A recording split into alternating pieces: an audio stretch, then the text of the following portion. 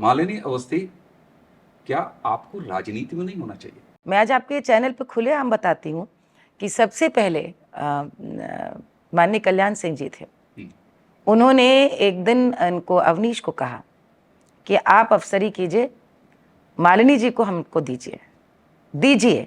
ये शब्द है 99 के, तब अयोध्या में कलेक्टर थे। आप सोचिए, मुलायम सिंह यादव जी तब अवनीश बदायूं में थे। मैं आज पहली बार सार्वजनिक रूप से सब बता रही हूँ।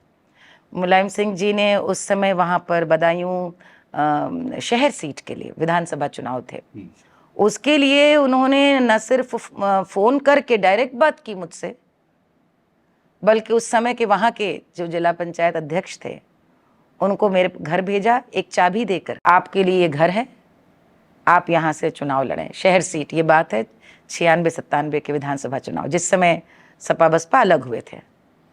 मैंने मना किया। आपको मैं तीसरा बताऊं, बसपा की ओर से मुझे फ़ोन सतीश मिश्रा जी का आया था, अंबेडकर नगर अयोध्या से, मैंने मना किया।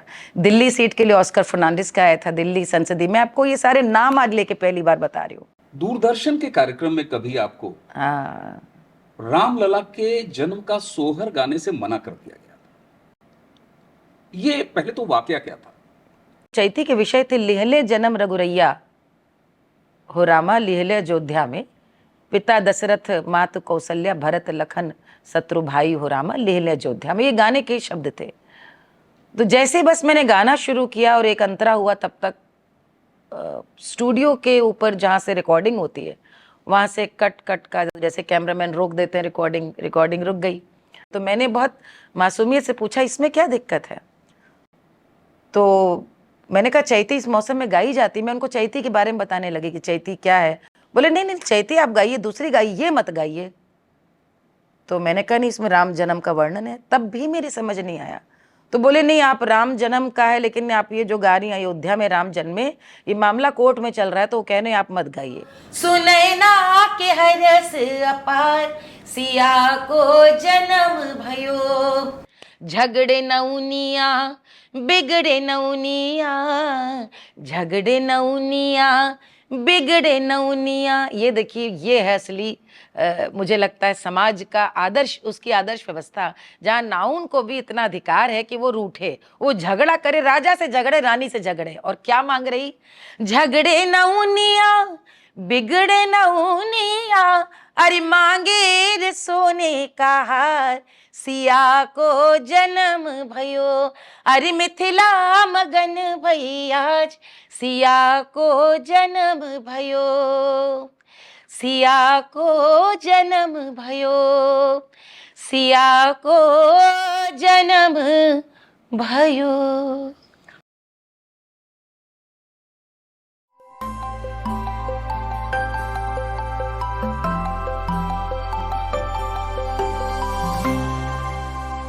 नमस्कार, प्रारंभ पर आप सभी का स्वागत है। मैं अवनीश।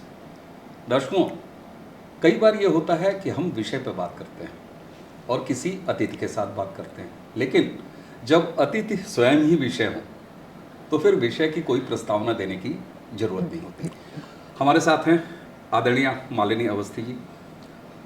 पद्मश्री मालिनी अवस्थी जी, इसके आगे क्या क्या परिचय और कैसे परिचय दूं, इससे बेहतर ये है कि मैं अपनी बात कह के और मैन से ही पूछूं। मालिनी जी, सबसे पहले तो बहुत बहुत बहुत धन्यवाद मुझे जोड़ने के लिए प्रारब्ध के साथ। और आप लोग बहुत अच्छा कर रहे हैं, बहुत अच्छा काम कर रहे हैं। ये संभवतः प्रारब्ध के सभी परिवार, क्योंकि हमारे लिए हमारे दर्शक, हमारे सब्सक्राइबर सारे परिवार हैं, हम सभी को बधाई हो। जी मालिनी जी, जी, एक डॉक्टर दंपत्ति की पुत्री, एक भाई की बहन, नैहर की लड़की, दुलारी लड़की, फिर सास और ससुर का भरा हुआ परिवार, पतिदेव, वरिष्ठ नौकरशाह, उसके बाद बेटे बेटी, ये परिवार आया, और अब तो दादी और नानी। हाँ बिल्कुल। शास्त्रीय गायन, उपशास्त्रीय गायन, लोक, ये सारा कुछ देखने के बाद मैं आपसे ही पूछूंगा, मालिनी अवस्थी क्या है? ये जितने रंगों को आपने इतनी सुंदरता से बाँचा है और जितने रिश्तों में आपने मुझे देखा होगा और लोगों को दिखाया है, वो हूँ मैं। और मुझे लगता है एक शायद प्रभु की कृपा रही है कि तबीयत के भीतर जीवन को भरपूर जीने की इच्छा शक्ति रही है। सारे रिश्तों में निष्ठा, आस्था और प्रेम, समर्पण, उसके कारण इन सारे रिश्तों को, और वो चाहे संगीत हो चाहे परिवार हो, समग्रता में जिया है। आज भी जी रही हूँ। और कई लोग मुझसे कहते हैं कि परिवार संगीत कैसे तालमेल बैठाती हैं। तो जैसे संगीत में आपने बात कही कि कहाँ शास्त्रीय, कहाँ उपशास्त्रीय और कहाँ लोक संगीत, तो मैं कहूँगी तालमेल तो उसमें भी है। तो ये तो मुझे लगता है जीवन का पहला फ़लसफ़ा, जो मैं नहीं कह सकती कब, लेकिन एक सबकॉन्शियस माइंड में आ गया था कि आगे कुछ भी करना है, बढ़ना है, तो उसके आधार उसका संतुलन होगा। संतुलन जिसने साध लिया तो वो फिर जीवन में बहुत कुछ कर सकता है। लेकिन हमारे यहाँ होता क्या है कि स्त्रियां भावुक होती हैं, और भावुकता भी तभी अच्छी लगती है जब बहा ले जाए। संगीत बहा ले जाता है, प्रेम बहा ले जाता है, एक बेटी का माता पिता के प्रति, परिवार के प्रति, अपने बच्चों के प्रति बहा ले जाता है। लेकिन उसमें संतुलन कैसे हो, कि वो संतुलन ऐसा हो कि आप पत्नी हो तो बेटी होना, बहन होना नहीं बंद करें। आप एक नौकरशाह की पत्नी हैं तो आप बहू होना नहीं बंद होती हैं। आप एक कलाकार हैं तो आप एक आदर्श श्रेष्ठ माँ हो। इन सब की धुरी सिर्फ संतुलन है। एक वही साधने का प्रयास है, आज भी वही कर रही हूँ। और जो समय, जितनी देर जीवन के जिस रंग को मिले, जैसे अवनीश आप मुझे इतने सालों से जानते हैं, मुझे लगता है हम फेसबुक के ज़रिए 15 साल, अब कितना, जब से शुरू हुआ 12-13 साल से, 2011 से जुड़े, तो आपने देखा है कि जो हमारे संबंध भी हैं, जो हमारे रिश्ते हैं, जो हमारे अपने हैं, वो चाहे मित्र हों, उनके संग फिर मेरा पूरी निष्ठा और आस्था रहती है। ये बहुत छोटा सा सूत्र है जीवन जीने का कि ईमानदारी चाहिए, बस, और कुछ नहीं। 100% ईमानदारी। और मुझे लगता है कि जिस तरीके से आप अपने जो आपका गायन है जी, उसमें जितना आपने मैं बहुत ही अबोध हूँ। मैं कितना सुर और कैसा सुर, ये मैं बिल्कुल नहीं, जानता। संगीत की अच्छी जानकारी रखते हैं और लोक की बड़ी अच्छी जानकारी अवनीश, मैं लेकिन जानती हूँ। आप जितने अच्छे सुर लगाती हैं, वही सुर आपने अपने रिश्तों में भी लगा रखा है, बंद बांधों में लगा रखा है। और सिर्फ इतना ही नहीं, मैंने देखा है कोविड के दौरान, जिस समय सब कुछ बंद हो गया था, लोग कलाकार बंद हो गए थे, तो अपने आसपास की चिंता, अन्यथा सेलिब्रिटीज आते हैं, मंच लूटते हैं और चले जाते हैं। तो ये इसी के साथ उस्ताद राहत अली साहब जी से शुरू होके जी आदरणीय गिरिजा देवी तक जी का ये सफ़र, अभी मदर्स डे बीता है, जी। बिना माँ के नहीं हो सकता। बिल्कुल बिल्कुल बिल्कुल। माँ तो देखिए जीवन देती है। मेरी माँ ने सिर्फ मुझे जन्म ही नहीं दिया, बल्कि संस्कार की पूरी दीक्षा दी। और मुझे लगता है ये सब बेटियां कहेंगी कि सब माँ करती हैं, लेकिन निश्चित रूप से मेरी माँ तो असाधारण थी। आज के ज़माने में माँ होती तो मैं कल्पना भी नहीं कर सकती कि वो क्या करती। विलक्षण प्रतिभा, विलक्षण उनके अंदर नेतृत्व का गुण। उस ज़माने में जब विवाह नहीं हुआ था, तब वो महिला कॉलेज लखनऊ का चुनाव लड़ी थी और तब प्रेसिडेंट थी। उस समय जिस समय ब्राह्मण घरों में लड़कियां गायन सीखकर आगे करेंगी क्या, ये उनसे हर दूसरा सवाल पूछता था कि भैया निम्मा को बिटिया को गाना सिखाइए, वो करी हैं का, स्टेज में गई हैं का। और स्टेज में गाना 70 के दशक में, 80 के दशक में भी एक आप समझ सकते हो उपहास का विषय था, अपमान का विषय था। और वहाँ पे मैं नहीं जानती माँ के वास्तव में क्या विचार था, या क्या उन्होंने मेरे लिए सपने देखे थे। लेकिन अच्छे गुरु से सीखूं, अच्छी तालीम लूं। और अवनीश, एक बड़ी कमाल की बात है, मैं क्षमा चाहती हूँ, मैं इसमें विस्तार से जा रही हूँ। उन्हें कोई गाना याद नहीं रहता था, वो कोई गाना गा नहीं सकती थी, उनका जीवन में हमने कोई गाना उनसे पूरा सुना ही नहीं। मज़े की बात थी, जैसे वो हमसे जब फरमाइश करती थी वो सुनाओ वो वाला, तो हम लोग वो जिस तरह से वो कहती थी उसमें अनुमान लगाने का प्रयास करते थे कौन सा गाना सुनना चाहती हैं। कभी कभी अब लगता है इस उम्र में कि जैसे पिछले जन्म का जैसे कुछ श्राप मिला हो उनको, कि वो बहुत बेजोड़ गायिका रही हूँ और गा नहीं सके, और उन्होंने वो सपने मेरे ज़रिए शायद देखे, ऐसा मुझे अब लगता है। लेकिन एक बात बहुत कमाल की अवनीश, कि मेरी माँ के संग मेरे पिताजी बेजोड़ थे। पिताजी बहुत साधारण परिवार के थे, कोई बहनें नहीं थी, लेकिन मेरे पिताजी, मेरे ताऊजी संगीत के बड़े शौकीन थे। और अब मैं सोचती हूँ तो मुझे अपने अवचेतन मन में याद आता है कि पिताजी स्नान करते हुए गाते थे, जो हम अपने गुरु से सीख रहे थे उसको हूबहू अगले दिन स्नान करते हुए उनके स्नान घर में बंदिश में सुनाई देती थी। बिहाग गा रहे हैं, यमन गा रहे हैं। 12-14 साल की उम्र में तो उतना समझ में नहीं आता था, लेकिन धीरे धीरे मुझे समझ में आने लगा कि पिताजी हमें जो सबक सिखाया जा रहा था उसे गुनगुना रहे थे। लेकिन वो दौर ऐसा था कि शायद उन्होंने अपनी इस प्रतिभा को गंभीरता से न लिया हो, लेकिन दोनों को न जाने कैसे था कि हम सीखें।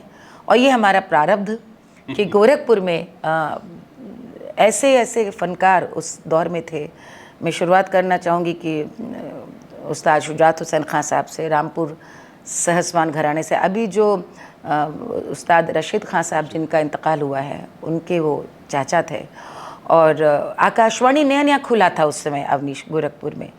तो ये हमारे पिताजी ने बस हमको सीधे गोरखपुर आकाशवाणी लेकर गए, मुझे याद है आज भी, कि भाई यहाँ कौन सिखा सकता है, क्योंकि बेटी है हमारी और सीखती रही। क्योंकि हमारा मैं पैदा तो कन्नौज में हुई, लेकिन हम मिर्ज़ापुर में भी सीखते रहे। और उसके बाद पिताजी झांसी 2 साल पोस्टेड हुए, वहाँ भी मराठी थे पासे जी, उनसे भी सीखा। तो गोरखपुर में वो चाहते थे सिलसिला कायम रहो। मैं 10 साल की थी, शुजात साहब ने हाथ रखा और वाह वाह, क्या गुरु, क्या उस्ताद। आज भी जो पर घंटे के हिसाब से कुछ 1000 रुपये लेने वाले उस्ताद हैं, उनको मैं बताना चाहूँगी कि आज भी मेरे पास मेरे उस्ताद के हाथ की लिखी डायरी मौजूद है। कि वे जानते थे बच्ची लिख नहीं सकती अभी, और लिखेगी तो शायद वर्तिका में कहीं वर्तिनी में मतलब गलत ना हो, तो वो उनकी मोती जैसे अक्षरों में लिखे हुए, कहाँ शीन काफ, और मुश्किल शब्दों के अर्थ भी नीचे अपने हाथों से लिखे हुए।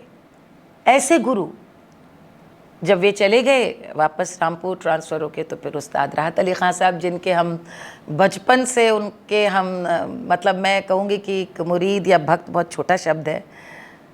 अवनीश ऐसा गाने बजाने वाला हुआ ही नहीं जैसे उस्ताद राहत अली ख़ान साहब। मतलब एक्स्ट्राऑर्डिनरी, ये गोरखपुर के लोग जानते हैं, लखनऊ के लोग जानते हैं, और पुराने दौर के संगीत समझने वाले। मुझे तो इस बात की बड़ी गुरूर होता है कभी कभी कि मैं संगीत को लेकर जो भ्रमण मैंने किया, उसमें इतने लोग खान साहब के फ़ैन मिले। रायपुर आप चले जाइए, आप भोपाल चले जाएं, आप बम्बई चले जाएं। मुझे याद है गज़लों का एक प्रोग्राम था, अशोक खोसला जी ने किया था, उसमें भूपेंद्र जी, चंदन दास जी सब थे 3 साल 4 साल पहले।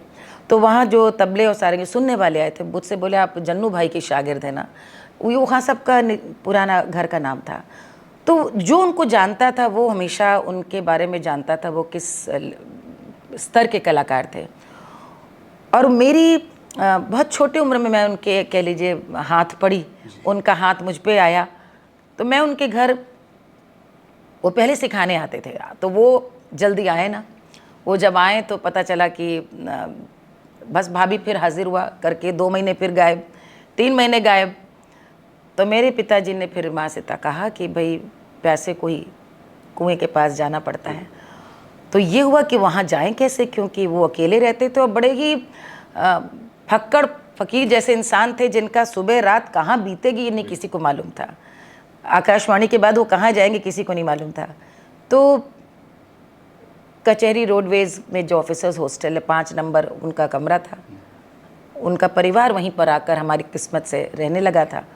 तो रोज़ शाम, मतलब गोरखपुर में शाम 4 साल 5 साल मेरी ऐसी बीती है कि 5:30 बजते थे और मैं माँ के साथ गाड़ी में बैठ गई या रिक्शे में चली गई। माँ मेरे साथ छाए की तरह सदा साथ रही, और वहाँ बैठ रही, वो स्वेटर बिन रही, कुछ कर रही हूँ, मैं उस्ताद से सीख रही हूँ। वो जब आ रहे हैं, वो चाहे 2 घंटे में आए। उस दौरान एक बहुत अच्छी बात ये हुई कि आकाशवाणी मतलब मैं बहुत समृद्ध हुई बतौर इंसान।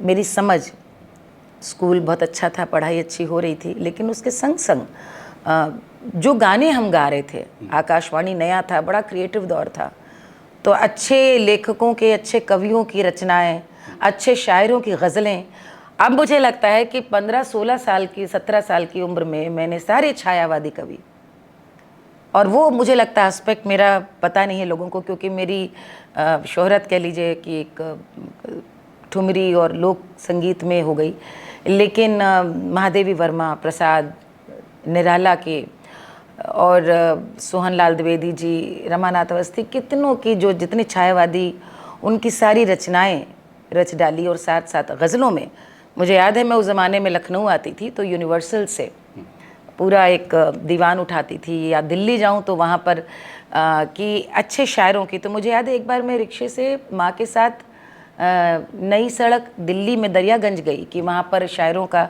अच्छा कलाम मिले, क्योंकि उस दौर में क्या हो रहा था, कुछ शायर फेमस थे, कुछ शायरों के बड़े कलाम बड़े मकबूल थे, वही लोग गा रहे थे, गज़लों का बड़ा दौर था।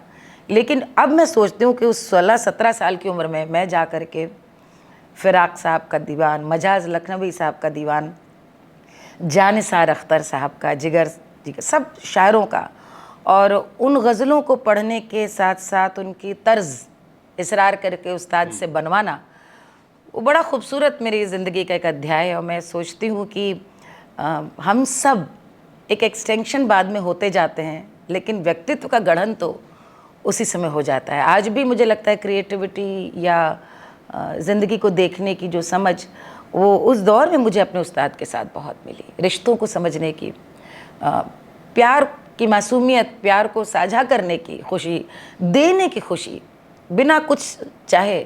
हमारे उस्ताद बहुत गरीबी में, बहुत गुर्बत में, बहुत गुमनामी में कहूँगी गुज़रे, और तो उनसे क्षणभंगुरता सीखी, बिना कुछ चाहने की, कामना किए देने की एक चीज़। तो मतलब उनके बारे में तो मैं बात करे जा सकती हूँ।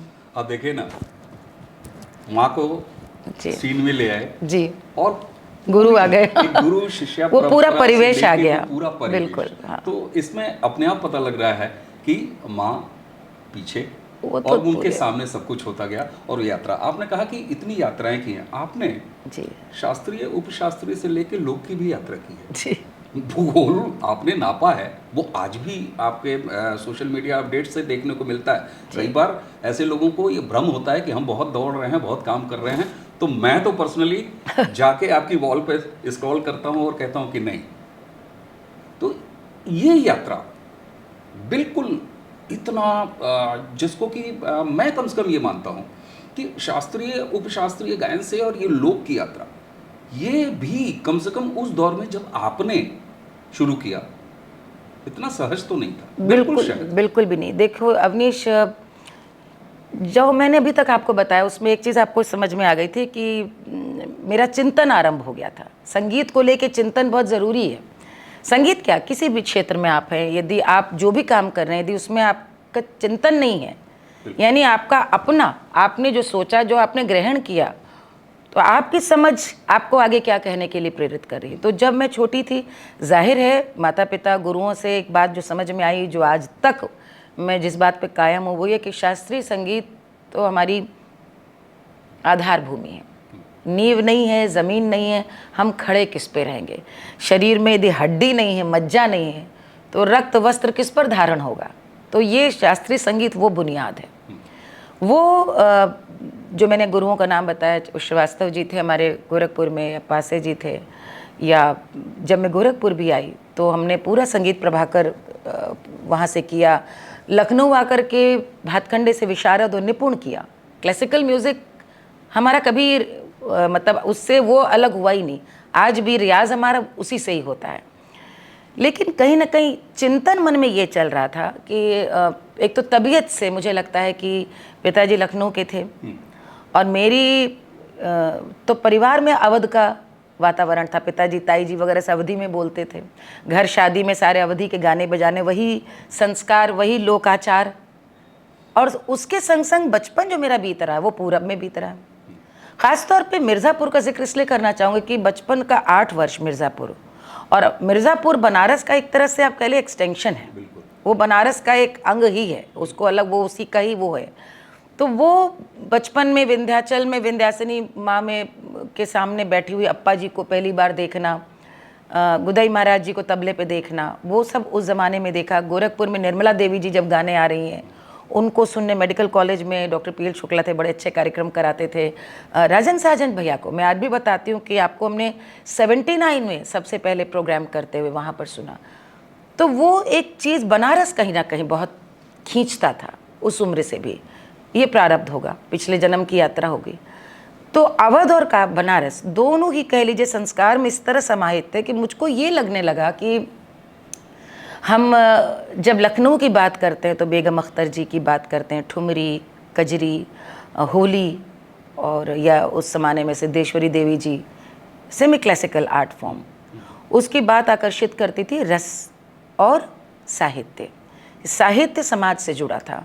मैं शुरू से बहुत सामाजिक प्राणी रही हूँ। उसका कारण पिताजी डॉक्टर थे और घूम घूम के बात वहीं जड़ों पे आती है, कहीं ना कहीं डॉक्टर थे और सरकारी जो अस्पताल के कैंपस होते हैं अधिकतर घर वहीं पे रहे। बिल्कुल। तो अस्पताल के कैंपस में जब आप रह रहे हैं तो आप दुख सुख दोनों निगाहों से देख रहे हैं। आधे समय पूरा घर इलाज के लिए घर पे ही रहता था, आता रहता था। तो वो संवेदना आपके कब तबीयत में शुमार हो जाती है आपको भी नहीं पता चलता। उपशास्त्रीय संगीत संवेदनाओं की बात करता था। कजरी है, विरह की बात है, चैती है, लगन की प्रतीक्षा को आतुर एक बिरहन, एक कन्या, जिस समाज में हम ये पढ़ते हुए बड़े हुए कि लज्जा एक स्वाभाविक आभूषण है एक स्त्री का, ऐसे में एक स्त्री कह रही है कि वीर बमनवा सगुन विचारो, कब हुई है सैया से मिलनवा, कि ये ब्राह्मण पंडित आओ पत्रा विचारो, मैं कब आकर मिलूंगी। तो गीत संगीत ने जो मनोभावों को जो जगह दी, वहाँ पर कहीं ना कहीं लोक साहित्य के लिए आकर्षण ऐसा बढ़ता चला गया।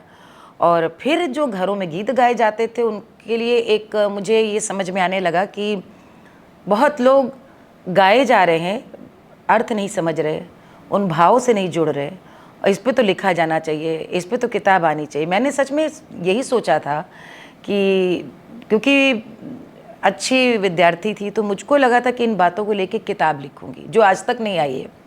मैंने कभी नहीं सोचा था कि मंच पर मैं माध्यम बनूंगी इन चीज़ों को लाने का। तभी भी आप देखेंगे मैं जब कार्यक्रम देती हूँ तो उसमें ऐसे ही एक स्कॉलरली अप्रोच होता है, या कह लीजिए समझाने का अप्रोच होता है, क्योंकि कहीं ना कहीं मुझे लगा कि क्या कमाल की संस्कृति रही है अपनी, जहाँ पर बच्चे के जन्म को लेकर के ऐसा उत्सव मनाया गया हो। और आज कहते हैं इनको बुलाएं, उनको खबर दें। पहले तो खबर लगे ना लगे, इतना पता चल जाए फलाने की पतोई क्या कुछ खुशखबरी है तो गांव अपने आप ढोलक लेकर के चला जाता था, चाय बताशा लेकर के, पानी बताशा लेकर के। उन्हें पाने की कामना नहीं थी, देने की कामना। आपका सुख कैसे हम साझा करें, आइए शगुन मना करके साझा करें। ये जो लोक मंगल की भावना है उसने मेरे जीवन का आदर्श यही रहा है। जब तक जहाँ है दूसरे का कल्याण हो, दूसरे को आपके रहने से खुशी हो, तो मुझे लगा मेरा संगीत भी ऐसा होना चाहिए कि मेरा संगीत it cannot be just an entertainer performing on stage. मनोरंजन बहुत कलाकार कर रहे हैं, लेकिन समाज के लिए क्या हम संदेश छोड़ के जा रहे हैं, मेरे होने से नया क्या जुड़ रहा है। बहुत सारे कलाकार आए चले गए, हम भी कल को नहीं रहेंगे। मेरे होने से, मेरे इस चिंतन से, मेरी इस चिंता से वो क्या है जो नया जुड़ रहा है। तो यही जोड़ने का प्रयास किया मैंने कि जो भी, चाहे वो संस्कार गीत थे, चाहे वो ऋतु गीत थे, और गोरखपुर में चूँकि भोजपुरी, और लखनऊ में अवधी, बनारस में काशिका, सब ने जोड़ करके लोक साहित्य से इतना जोड़ा। फिर जैसे जैसे क्योंकि अवनीश से जब विवाह हुआ तो उत्तर प्रदेश के इतने ऐसे ज़िलों को इतने करीब से देखने का, आजमगढ़ रही, अयोध्या रही, बनारस रही, तो वहाँ पर खड़ी बोलों की जगह पे रही, बदायूं रहे हम लोग, जहाँ पे रामपुर सहसवाना घराने का इतना बड़ा गढ़ है। तो वह एक तरह से कह ले कि और समृद्ध करती गई उस पूरी सोच को, और उसको सब मैंने उड़ेल दिया जो कुछ सीखा था उसके रूप में। बिल्कुल। और यहाँ जो मेरी एक छोटी समझ जी, जब मैं शास्त्रीय, उपशास्त्रीय और लोक तो मैं अगर एक लाइन में खुद समझने के लिए, मुझे लगता कि वेद, उपनिषद, शास्त्रीय, थोड़ा सा उसकी मीमांसाएं उपशास्त्रीय, और गोसाई तुलसीदास कृत रामचरितमानस, बिल्कुल ये है लोक, एकदम जिसने मर्यादा पुरुषोत्तम भगवान राम पूरे धर्म दर्शन पूरा। सबको उठा के हर गोद में रख दिया, हर बिल्कुल, मड़ई में रख बिल्कुल। दिया, हर घर में रख दिया। तो ये जो एक यात्रा है, मुझे लगता है लेकिन उसको राम कथा को भी मानस में गोस्वामी जी तो लिख गए, लेकिन घर घर में स्त्रियों ने जिस तरह से जीवित रखा, जो बात मैं करी थी कि स्त्री कंठों ने राम कथा को, कृष्ण कथा को, हमारे सारे जितनी भी सनातन परंपरा है उनको गीतों के माध्यम से, कौन जानता इन कथाओं को, कौन जान पाता, कलाओं ने जिस तरह से आगे बढ़ाया। और एक बात जो आपने वेदों की करी अवनीश, ये बड़ी एक आश्चर्य में पड़ जाएंगे लोग देख करके कि वेदों में जो ज्ञान बताया गया, जो संस्कृत के जानकार जानते थे, जो पंडित अपने गुरुकुल परंपरा से जानते थे, उसके बिल्कुल ठीक समानांतर लोक की ज्ञान परंपरा चलती है। बिल्कुल ऐसे चलती है कि आप इतना आश्चर्य करेंगे, जैसे वहाँ पे ग्राम देवता, भू देवता, अपने सारे जो आप कह लीजिए कि यज्ञ की परंपरा, आप देखिए सबका बुलाना, सबका आवाहन करना, फिर सबका विसर्जन करना, यज्ञ की परंपरा कभी कभी मैं देखती हूँ तो मुझे लगता है सब हमारे यहाँ इतने साधारण ढंग से अपने आंचल का गोइछा ले करके भूमि को प्रणाम करते हुए स्त्रियों को, अपनी बहुओं को ऐसे सिखाती चलती हैं सासें कि कभी कभी लगता है कि इनसे बड़ी गुरु तो कोई होगी नहीं। सारी हमारे यहाँ एक गाना है जो पुरखों को न्योतने का गाना, आप देखिए जब विवाह होता है, मैं पितर न्योताई की बात करने जा रहा था कि आप देखिए उस किस तरह से उच्च परंपरा को बिल्कुल हमारा लोग वो आप देखिए, जब मैं वही कहती यज्ञ करते हैं तो हम कैसे सारे देवताओं का आवाहन करते हैं, नवग्रह पूजन करते हैं। अब पितरों का न्योतने में आप देखिए हमारे यहाँ ये मान लिया गया कि भाई वो जब अलग अलग नाम से रस्म है, लेकिन माटी मांगूर बोलते हैं कई जगह पर, और मातृपूजन कहते हैं कई अलग अलग। तो जब उर्दी पीसती हैं दाल और पुरखने जाती हैं, या तालाब की या नदी की एकदम ताज़ी गीली मिट्टी ले करके आती हैं और उस गीली मिट्टी को ला करके उसका चूल्हा पकाती हैं, उस दोनों तरह से चूल्हा बनाती हैं, उस पर अग्नि से पवित्र करती हैं और उस ताज़ी मिट्टी को ला के उसी को गौर बनाती हैं, यानी जड़ को चेतना का आवाहन करती हैं। और गीत क्या गाती हैं? 5 पान 9 नारियल सरगे जो बाटई, आजा आजा रे, आजा आजा रे, तुमरो न्योता पर पाजा रे। आजा और पर पाजा, पूरी आपने पितरों के पूरी पीढ़ी को उसमें न्योता दे दिया। भुइया भवानी, भुइया भवानी, विंध्याचल महारानी, बिजलेश्वरी, जो भी कुल देवी हो वहाँ की, ये नाम कोई भी जोड़ सकते हैं जहाँ के भी आप। कन्याकुमारी रे तुमरो न्योता रे, आंधी पानी लड़ाई झगड़ा धींगा मुश्ती, सांप बिच्छू इच्छू किच्छू सबको न्योता है। ऐसे गाने, यानी कि पूरी सृष्टि में जितने तत्व हैं सकारात्मक, सबको सबको न्योता है, इसमें नकारात्मक कुछ है नहीं। आंधी पानी सांप बिच्छू तुम भी आओ, इस मंगल में तुम सबका न्योता है। मुझे लगता है आज जब हम पश्चिमी देशों से ये ज्ञान वो हमें भेजने का प्रयास करते हैं कि we are the world, we are one unified world and we have to develop a system where we have an ecosystem where it is about coexistence, यानी सभी प्राणियों का सम्मान है। तो हमारे यहाँ कितने पहले हमारी पूरी पूरी सनातन संस्कृति का आधार यही है, और उसे हमारे यहाँ पर, और मुझे लगता है अवनीश जब गुरुकुल तोड़े गए तो हमारी सब ये दादियों ने कहा छोड़ो, हम ही इस ज्ञान परंपरा को आगे लेके जाएंगे। बिल्कुल। तो वो तो ही श्रुति स्मृति परंपरा से लोकाचार में उस सारी विद्या उन्होंने किसी न कहीं लोकगीत के रूप में, लोक कथा, आप देखिए सारी लोक कथाएं क्या कहती हैं, जैसे उनके दिन बहुरे वैसे सबके दिन बहुरे, यानी सर्वे भवन्तु सुखिनः। सारा जो भारत का आधार है वो लोक परंपराओं में हमारे यहाँ बड़ी सुंदरता से बताया गया। आपने शास्त्रीय उपशास्त्रीय से लेकर लोक तक को जिस तरीके से विश्लेषित किया है, उदाहरण के साथ, लोकाचार का उदाहरण, आपने संस्कार गीतों की बात कर दी, आपने ऋतु गीतों की बात कर दी। ये सारी चीज़ें लोकाचार में जिस तरीके से हैं, अब समझ में आता है कि मेरा यह प्रश्न ही बेमानी हो जाता है कि क्या शास्त्रीय, उपशास्त्रीय और लोक में कोई फर्क है? बिल्कुल नहीं है। बिल्कुल ये बात तो एक बिल्कुल है, समझ में हाँ। आती है। अच्छा, एक है, बिल्कुल एक है, बिल्कुल एक सारे है, एक हाँ। हैं। अब एक चीज़ जब आपने गुनगुनाया है, और पितरों के न्योतने का जो लोकाचार है हाँ, हमारे यहाँ, यज्ञ की परंपरा है, हाँ, विवाह हमारे यहाँ यज्ञ है। बिल्कुल हमारे यहाँ कोई हस्ताक्षर वाला इस तरह का विवाह अनुबंध नहीं, नहीं है। हाँ। तो हमारे लिए जो हमारे सनातन संस्कृति में विवाह भी एक यज्ञ है। तो वहाँ तक की बात आई। एक चीज़, जब अलग अलग संस्कार गीतों की बात आती है, तो जो सबसे प्रचलित, जिनको भोजपुरी अवधि नहीं भी समझ में आती, और मुझे लगता है कि बच्चा हर जगह पैदा होता है, जब हर संस्कृति में पैदा होता है, तो सोहर भले किसी और नाम से हो, हाँ, मुझे लगता है कि तमिल में भी सोहर जैसा कुछ होगा, बिल्कुल मैं नहीं होगा, जानता, हाँ। लेकिन ऐसा लगता है।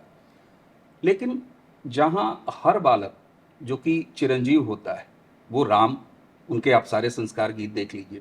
हर लड़की, मैं क्षमा मांगते हुए, कैसी भी हो, लेकिन उस आयुष्मती जो है, जिनकी शादी होनी है, उसमें माँ सीता देखा जाता है। लेकिन जब सोहर की बात आती है, तो आपको बच्चों पर, बालकों पर, मेल्स पर इतने सारे सोहर मिलेंगे। अकेला एक उदाहरण अब तक मेरी जानकारी में, हो सकता है मेरी कम जानकारी हो, लेकिन बच्चियों के पैदा होने पर सोहर अगर मैंने कभी सुना है, तो वो केवल मालिनी अवस्थी जी से सुना। हाँ। ये ऐसे नहीं हो सकता। एक बात मैंने शुरू में कही कि आपका अपना व्यक्तिगत चिंतन, आपकी अपनी सोच भी आपकी कला में या जीवन में जो कुछ कर रहे हैं उसमें परिलक्षित होनी चाहिए। ये मुझे बात हमेशा उद्वेलित करती थी कि संतान के जन्म में हमेशा रामकृष्ण के सोहर गाए जाते हैं, बधाई। और जो आपने तमिल अमिल में कहा, सब में मंगल गीत हैं, शिशु के जन्म के मंगल गान। पूरी भारत की परंपरा है कि हमारे यहाँ जन्म का उत्सव मनाया गया है, तो इसलिए गाए सब में जाते हैं। लेकिन हमारे यहाँ उत्तर भारत में, और मुझे लगता है कि कहीं ना कहीं जब आक्रांता आए, आक्रमण हुआ, और आक्रमण होने के बाद पूरा पूरा एक समाज एक भय में जीने लगा। उस भय में कहीं ना कहीं ये भी हुआ कि कन्या का जन्म ही कहीं ना कहीं बोझ माना जाने लगा, क्योंकि बिटिया के जन्म के दुख कैसे थे ये आज नहीं समझ में आएगा। इसके लिए 500 वर्ष 400 वर्ष पूर्व जाना पड़ेगा। बहुत सारे लोग, आज आपकी बात का उत्तर दे रही हूँ, लेकिन उसमें एक पंक्ति जोड़ते हुए कहना चाहूँगी। कई लोग ये कहते हैं कि हमारी बड़ी पिछड़ी हुई सोच थी, हमारे पूर्वज बड़े पिछड़ी हुई सोच की, वो लड़के के जन्म का उत्सव मनाते थे, कन्याओं के संग भेदभाव किया। अवनी, जब 75 साल में हम यहाँ पहुंचे हैं, आप कल्पना कीजिए कि 700 वर्ष पूर्व क्या रहा होगा। आज अपनी सरकार है, आप आज एक गणतंत्र हैं, तब आज आप रोना रोते हैं कि आपको अधिकार नहीं मिल रहा। आप कल्पना कीजिए कि जब आपका अपना शासन भी नहीं था, उस समय जो आक्रांता होता है, वो सबसे पहला अपने विजय का, अपने कह लीजिए पौरुष का पहला प्रमाण देता है, कन्याओं पे देता है। आपको पता है, पराजित समाज की बेटियां ही बलिवेदी चढ़ती हैं, और यही कारण है कि रात के विवाह आरंभ हुए। यही कारण है छोटी उम्र में लड़कियों का विवाह, कि मंगल गीत गाएंगे बेटी के जन्म पे तो अड़ोस पड़ोस को पता चलेगा, जानने ही न दो किसी को। सामाजिक कारण थे, लेकिन आज तो ऐसे कारण नहीं है। आज हम एक बहुत मुझे लगता है महिलाओं के लिए तो ये शायद सर्वश्रेष्ठ समय है जीवन जीने का। ऐसे में मुझे लगा कि बेटी के जन्म का गीत कम से कम मुझे रचना चाहिए, बनाना चाहिए। और मैंने उसमें आदर्श सीता जी को इसलिए लिया क्योंकि जनक श्रेष्ठ राजा थे, कह सकते हो दशरथ से श्रेष्ठ थे। जनक एक ऋषि थे और उन्हें उनकी अपनी संतान नहीं थी। सीता जी उनको इस तरह से प्राप्त होती हैं, आपको मालूम है। और जितने वो उस जमाने में स्वयंवर रचते हैं अपनी पुत्री के लिए कि भाई जो श्रेय, यानी कि कोई जाति नहीं, योग्यता पैमाना होगा सीता को पाने का। तो आप सोचिए सीता कितनी असाधारण रही होंगी। तो इसलिए सीता जी का उत्सव, तो वो गीत सुनाऊं आपको? बताने से नहीं, मैं बस जी। और एक बात और, लड़के की माँ का नाम तो इसीलिए प्रसिद्ध हो जाता है वो लड़के की माँ है। सारे राजाओं की माताओं का आपको नाम है, रानियों के माँओं का नाम नहीं लेता कोई। इसलिए इस गीत का आरंभ मैंने रानी सुनैना से किया, जो सीता जी की माँ है। सुनैना के हरस अपार सिया को जन्म भयो, अरे मिथिला मगन भई आज सिया को जन्म भयो। राजा जनक मोहर लुटावे, राजा जनक मोहर लुटावे, अरे बाटे गैया हजार सिया को जन्म भयो। सुनैना के हरस अपार सिया को जन्म भयो। झगड़े नौनिया बिगड़े नौनिया, झगड़े नौनिया बिगड़े नौनिया। ये देखिए, ये है असली मुझे लगता है समाज का आदर्श, उसकी आदर्श व्यवस्था, जहाँ नाउन को भी इतना अधिकार है कि वो रूठे, वो झगड़ा करे, राजा से झगड़े, रानी से झगड़े, और क्या मांग रही?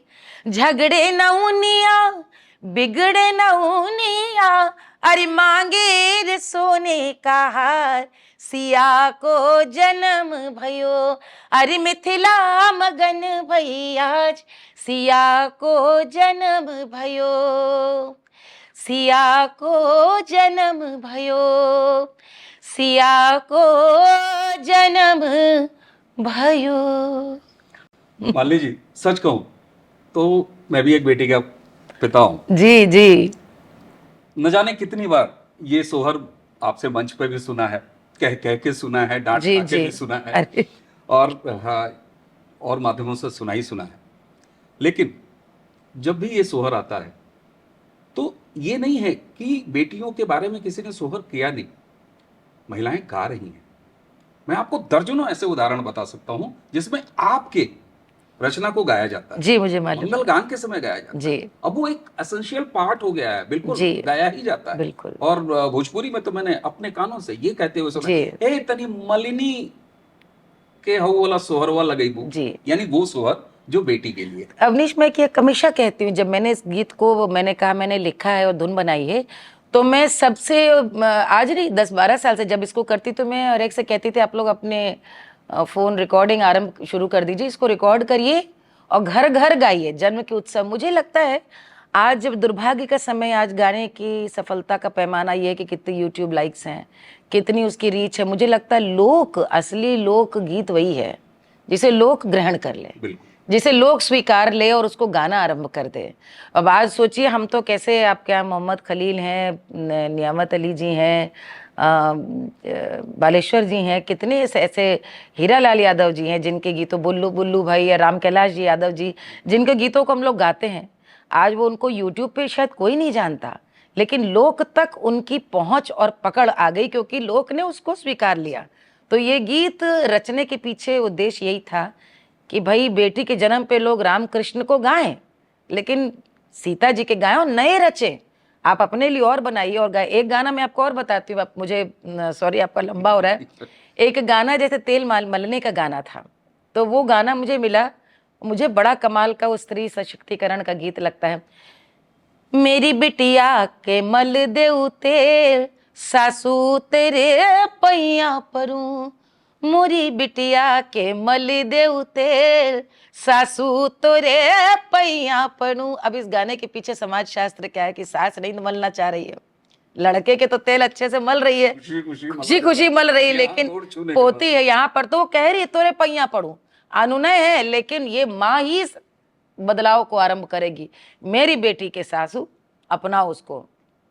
तो कहती है, बेला चमेली चुटकी हल्दी, बेला चमेली चुटकी हल्दी, अरे तब ही मनेगा खेल, सासू तोर पैया पड़ू। अनुनय है, लेकिन धीरे धीरे धीरे धीरे वो स्पेस समाज में बहू ले रही है, दे रही है, मांग रही है। मेरी बेटी को अधिकार चाहिए, इसे अपनाओ। ये गीत बहुत बड़े समाज शास्त्र के अध्ययन का विषय है अवनीश, मुझे लगता है। और मैं यही करती हूँ कि ढूंढ ढूंढ करके जो गाने, जैसे जुदाई के गाने हैं, विरह के गाने, जिन्हें हमेशा लोग कहते थे कि भाई हमेशा अपने पति से के विरह के गीत लोग कजरी में गाते हैं, या परदेसी गया हुआ बालम है उसके, या जैसे रेलिया बैरन पिया को लिए जाए रे। लेकिन मुझे तो ये इनमें बड़ी सशक्त स्त्री दिखती है। विरह को जो सह ले, आपने जिसने घर छोड़ दिया उस पुरुष को तो हमने ऋषि मुनि की संज्ञा दी, और जो स्त्री घर पे रह करके उस पुरुष के परिवार को, पूरे पशुधन को, गौ को, बछड़े को, खेती पानी जो जो देख रही है, वो किसी साध्वी से कम है, वो किसी ऋषि मुनि से कम है। तो मुझे तो बड़ी सशक्त स्त्री दिखती जो कह रही है कि भाई रेलिया बैरन पिया को लिए जाए, जा रही है लेकिन हंस हंस करके, गा करके उस विरह के समय को काट रही। तो वो प्रयास किया कि मैं अपने कार्यक्रम में भारत की उस सशक्त स्त्री की छवि दिखलाऊं। बिल्कुल, वो आपके व्यक्तित्व में दिखता है, आपके काम में भी दिखता है। लेकिन आप देखें, एक तरफ समाज इतना बदला, आपने अपने दम पर एक ऐसी परंपरा की शुरुआत की जिसका कि हमने देखा और डॉक्यूमेंट हो रहा है वो, कि लोग अब गा रहे हैं ये परिवर्तन आया। लेकिन मान लीजिए सब कुछ ऐसा नहीं था, यही वो देश है, यही सारी व्यवस्था है। आपने अभी सिया के जन्म का सोहर हो गया, अब रामलला को नाराज नहीं करते, लेकिन दर्शकों, राम सिया एक है। हम सीधे अगर आपसे ही पूछें जी, दूरदर्शन के कार्यक्रम में कभी आपको हाँ, रामलला के जन्म का सोहर गाने से मना कर दिया गया था? ये पहले तो वाकया क्या था? सोहर नहीं, चैती थी। अच्छा। और उस चैती में वर्णन राम जन्म का था। यही तो कमाल की बात है कि ये, मतलब मुझको कभी कभी क्या लगता है कि हमारे यहाँ बड़ी पुरानी कहावत है कि राजा तक तो खबर पहुंचती नहीं, नीचे मंत्री दरोगा ही निपटारा कर लेते हैं। ये बड़ी पुरानी देसी, यही कहीं ना कहीं मुझे लगता हुआ, ये बात है 2005-6 की है। और उस समय मेरठ में हम लोग रह रहे थे। मेरठ में अवनीश वहाँ पर बिजली विभाग में तैनात थे, तो दिल्ली दूरदर्शन की रिकॉर्डिंग थी। तो मैं गई थी और जैसा होता है 4 गाने रिकॉर्ड करने थे, यही फागुन का समय था। तो मैंने कहा कि एक लगे हाथों ये हो गया तो होली गा ली, ये गा लिया, तो एक चैती गाती हूँ। और चैती के विषय थे लिहले जन्म रघुरैया हो रामा लिहले अयोध्या में, पिता दशरथ मात कौशल्या भरत लखन शत्रु भाई हो रामा लिहले अयोध्या में। ये गाने के शब्द थे। तो जैसे बस मैंने गाना शुरू किया और एक अंतरा हुआ, तब तक स्टूडियो के ऊपर जहाँ से रिकॉर्डिंग होती है वहाँ से कट कट का, जैसे कैमरामैन रोक देते हैं रिकॉर्डिंग रुक गई। और मुझे वाकई में लगा तकनीकी दिक्कत आई है, या मुझे लगा हो सकता है सुर में कुछ क्या हो गया, मैं चकित थी। तो कैमरामैन ने ऊपर से बात करी हेडफोन में, मुझे ये निर्देश दिया कि वो कह रहे हैं दूसरा गाना गाइए। तो मैंने कहा इसमें क्या, और वास्तव में मुझे अब लगता है ऐसा भोला हम लोगों का मन था कि हम समझ ही नहीं सके कि जो गीत पूर्वजों से विरासत में हमने सुनते सीखते पाया है, गाने का की समझ पाई है, उसको लेकर के कोई आपत्ति भी हो सकती है। तो मैंने बहुत मासूमियत से पूछा इसमें क्या दिक्कत है। तो मैंने कहा चैती इस मौसम में गाई जाती। मैं उनको चैती के बारे में बताने लगी कि चैती क्या है। बोले नहीं नहीं, चैती आप गाइए, दूसरी गाइए, ये मत गाइए। तो मैंने कहा नहीं, इसमें राम जन्म का वर्णन है। तब भी मेरी समझ नहीं आया। तो बोले नहीं, आप राम जन्म का है, लेकिन आप ये जो गा रही हैं अयोध्या में राम जन्मे, ये मामला कोर्ट में चल रहा है, तो वो कह रहे हैं आप मत गाइए। तो मैंने कहा कोर्ट में चले, कोर्ट में तो कब से चल रहा मामला, ये तो हमारे पूर्वज गाते और हम लोग मंच पे आज भी गाते हैं, और ये तो इसमें तो कोई आपत्ति। उन्होंने मेरी बात तर्क में ऊपर रखी और कहा कि नहीं आप नहीं गा सकते। तो मैंने कहा फिर मैं रिकॉर्डिंग नहीं करूँगी। एक बात अवनी शुरू से एक मेरे मन में रही है कि उसूलों के लिए मैं बहुत अड़ी हूँ, और जितनी चीज़ों को हाँ किया उससे कहीं ज़्यादा चीज़ों के लिए ना करिए। मैंने कहा कि फिर मैं रिकॉर्डिंग नहीं करूँगी। और मुझे याद है कि मैं गई मिलने, और उस समय डायरेक्टर थी, महिला थी, और मैं उनके पास गई मिलने के लिए। मैंने उनको म्यूज़िक का जो देख रही थी सेक्शन, तो बड़े प्यार से मिली, उनको मैंने बताया। तो उन्होंने कहा कि भाई किसने मना कर दिया। उन्होंने बोला कि किसने आपको मना कराई, किसने गाने के लिए। मैं पता करती हूँ। लेकिन पूरी बात सुनने के बाद उन्होंने मुझसे कहा कि चलिए it's very unfortunate, but next date हम देते हैं, आप आइए। तो मैं वापस वहाँ से आई और मैंने आकर के इनको, अवनीश को भी बताया किस्सा, और ये बात मेरे मन में रही। जिस समय ये बात मैंने सबसे पहले, मुझे लगता है एक टेलीविज़न चैनल का ही प्रोग्राम हो रहा था, असहिष्णुता पे लोग चर्चा कर रहे थे बार बार कि ये देखिए इनको नहीं करने दिया, उनको नहीं करने दिया। तो अवनीश, हम लोगों ने तो, मैं तो, मेरा बचपन बीता है, इमरजेंसी का समय हम लोगों ने देखा, हमारे माता पिता बहुत मुखर होकर के घर पे इन चीज़ों पे चर्चा करते थे। तो मैंने उनसे कहा कि आप क्या बात कर रहे हैं, किस्सों कहानियों की नहीं, मैं अपनी बात बता रही हूँ कि मुझे तक तो रोक दिया था। और बहुत पुरानी बात नहीं, मैंने कहा ये अभी 15-16 साल पुरानी बात है, तब मैंने बात बताई थी और फिर वो बहुत जगह उसका चर्चा हो। लेकिन अवनीश, भगवान राम की लीला देखिए कि रामलला का जिस दिन प्राण प्रतिष्ठा हुई, उनका प्राकाट्य हुआ, प्रभु राम की कृपा से 24-48 घंटे पहले रात के 1:30 बजे मुझे फोन आया और मुझे आदेश हुआ कि आप उस दिन उपस्थित होकर राम का सोहर गाइए। तो मतलब मैंने तो इनसे कहा, मैंने कहा सबसे कि मैं आज तो तर गई यहीं पर। अब यहाँ गाते हुए प्राण निकले, अब कुछ आगे हो ना हो, मेरे लिए, मेरे जीवन का, जैसे कि कह सकते हैं कि ये बहुत हृदय से कुछ प्रार्थना कामना की थी। प्रभु सब देखते हैं, लीला रचते हैं, समय है। ऐसा ना होता तो स्वयं क्यों 14 वर्ष का वनवास जाते। और वो एक शायद जनता को भी सिखाने का, समाज को एक पाठ पढ़ाने के लिए ये इतना बड़ा संघर्ष राम मंदिर का चला, मुझे लगता है। लेकिन मुझे, मेरे को वहाँ पर खड़े होने का स्थान मिला और उधर रामलला आ रहे थे, हम लोग कीर्तन कर रहे थे। उससे सुंदर अवसर जीवन में क्या आएगा। बिल्कुल। तो ये इस बदलाव तक मैं आपको लाना चाह रहा था, आप जी खुद ले गई उस बदलाव तक। जी कि एक तरफ दूरदर्शन पर मर्यादा पुरुषोत्तम भगवान रामलला के लिए समर्पित कोई चैती, कोई सोहर, इस तरह के गाने मना था। कई उदाहरण है, कई पत्रकारों ने अपनी बात कही है। अभी दूरदर्शन के एक न्यूज एंकर साहब, मैं नाम नहीं लूंगा, उन्होंने कहा कि कलावे के लिए उनको क्या रोका जाता था, कैमरे के फ्रेम में नहीं आना चाहिए। बताइए, इस तरह की चीजें थी। अब लेकिन एक बात मैं और बताऊं, ये तो दूरदर्शन चली, एक सरकारी माध्यम हो गया, समाज में भी ये विकृति आ गई थी अवनीश, कि आप यदि अपनी आस्था के लिए आग्रही हैं, अपनी परंपरा के लिए आग्रही हैं, अपनी परंपरा का सम्मान करते हैं, तो आप दकियानूसी और पिछड़े और गंवार तक, जड़ बुद्धि तक जज किए जाएंगे। ये मतलब, मैं तो, ये इतना सुंदर और सुखद है कि कैसे ये हम आज इस ऐसे सांस्कृतिक कह लीजिए कि एक रेनेसा के समय में हम जी रहे हैं और उसके कहीं ना कहीं हिस्सा हैं। ये इतना सुंदर समय कालखंड है, लेकिन हमने वो समय देखा है। बाकी छोड़ दीजिए, संस्कृत हम पढ़ रहे थे, ग्रेजुएशन में संस्कृत मेरा विषय था और मैंने इंग्लिश लिटरेचर नहीं लिया था, राजनीति शास्त्र और इतिहास और संस्कृत मेरे विषय थे, और अंग्रेजी माध्यम से पढ़ने के लिए मैंने मना किया। लिटरेचर मुझे जो ऑप्शंस मिल रहे थे तो वो लखनऊ के ही बड़े उस समय के सेलिब्रेटेड कॉलेजेस, अवध, आईटी में सबने कहा भाई लड़कियां यहाँ पढ़ती हैं, बड़ी स्मार्ट।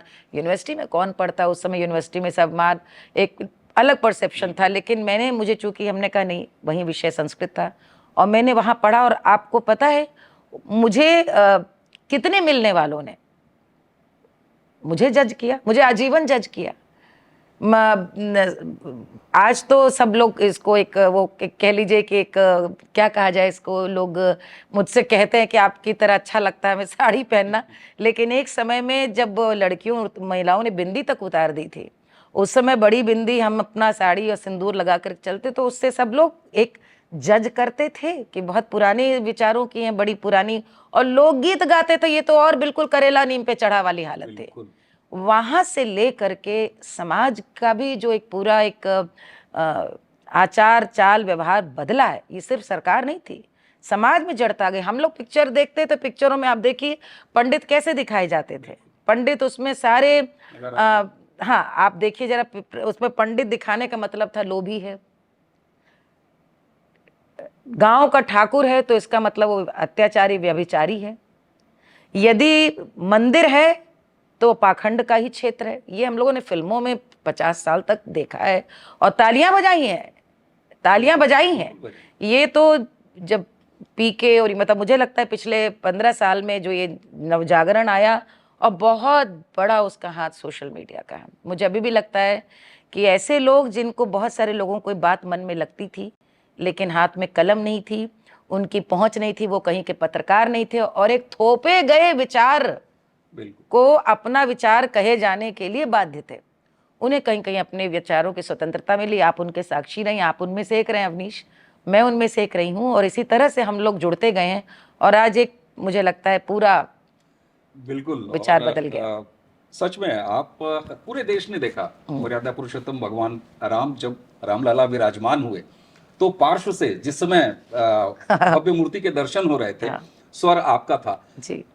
बहुत पुरानी बात आपने नहीं कही जब दूरदर्शन पर आपको रोक दिया गया अरे था। अभी तो 20 साल अब ऐसा 18 नहीं है, साल पहले। ऐसा नहीं है कि हम 18वीं बिल्कुल। 17वीं 16वीं शताब्दी का कोई उदाहरण ला रहे हैं कि तब ऐसा था और अब बहुत बदल गया। 2014 में ऐसा क्या बदल गया देश में? मैंने आपसे अभी राजनीति और समाज एक दूसरे के पूरक है। देखिए, समाज में जो सोच होगी उसको राजनीति प्रभावित करेगी। और जब मैंने आपसे बात एक कभी कही कि सिर्फ दूरदर्शन की बात नहीं, पूरा समाज ही कहीं ना कहीं इस बीमारी से ग्रस्त हो गया। कह सकते हैं कि जो एक प्रकल्प चला ढकने का सच्चाई को, प्रकल्प चला कि हम किसी एक खास विचार में ढल जाएं, प्रकल्प चला देश पर कुछ थोपने का।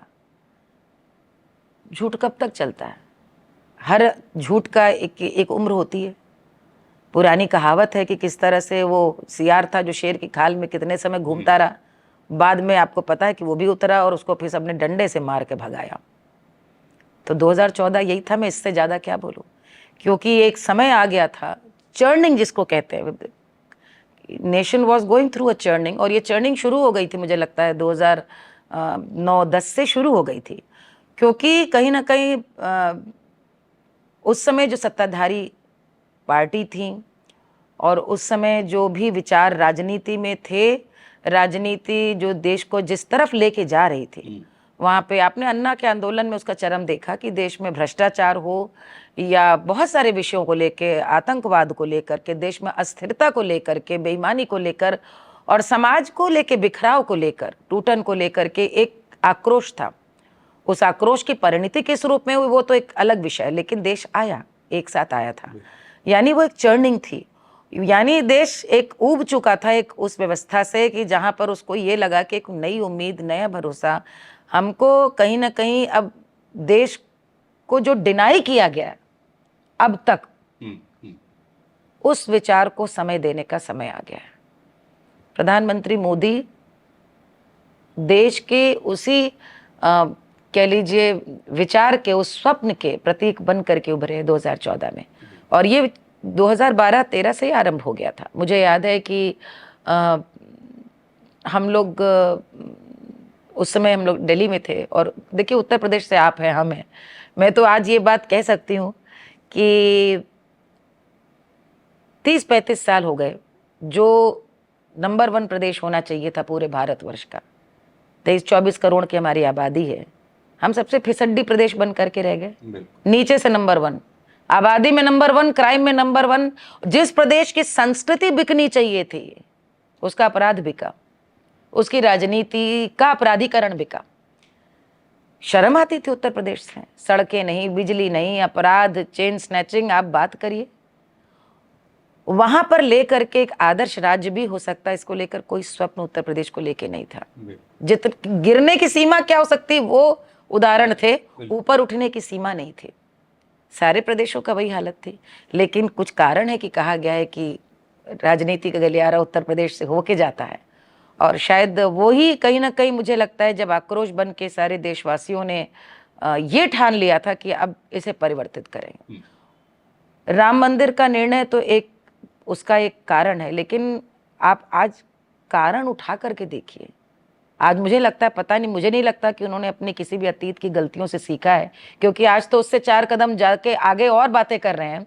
तो ये कहीं ना कहीं तुष्टीकरण, एक खास वर्ग का तुष्टीकरण, और जिसका अधिकार है उसको, अब ये तो घर के एक लड़का जो अच्छा है और सीधा है और सरल है और वो पूरे घर को ढो रहा है, उसके संग भी माता पिता अन्याय करते हैं तो 50 साल बाद वो एक बार बोल ही देता है कि भाई माँ देखो ये मेरे संग सही नहीं हो रहा, तुम उसको प्रेम करो, मेरी ओर भी ध्यान दो। 2014 में ऐसा ध्यान देने का लोगों ने करा कि प्रधानमंत्री मोदी विराजते हैं, भारतीय जनता पार्टी या एनडीए आती है, और ऐसी आती है कि मुझे लगता है कि 2024 में पुनः बहुत गाजे बाजे के साथ पुनर्प्रतिष्ठित होने जा रही है। बिल्कुल, आपकी बात सत्यापित इसलिए हो रही है कि 2014 में एक मैंडेट जो प्रधानमंत्री को मिला, और आपने कहा कि एक चर्निंग चल रही थी जी, चल रही थी, और ये बदलाव हालांकि मैं अभी भी ये मानता हूँ, और मुझे नहीं पता कि मैं कितना इसको सही मैं कह रहा हूँ, लेकिन जिस तरीके से जनता ने,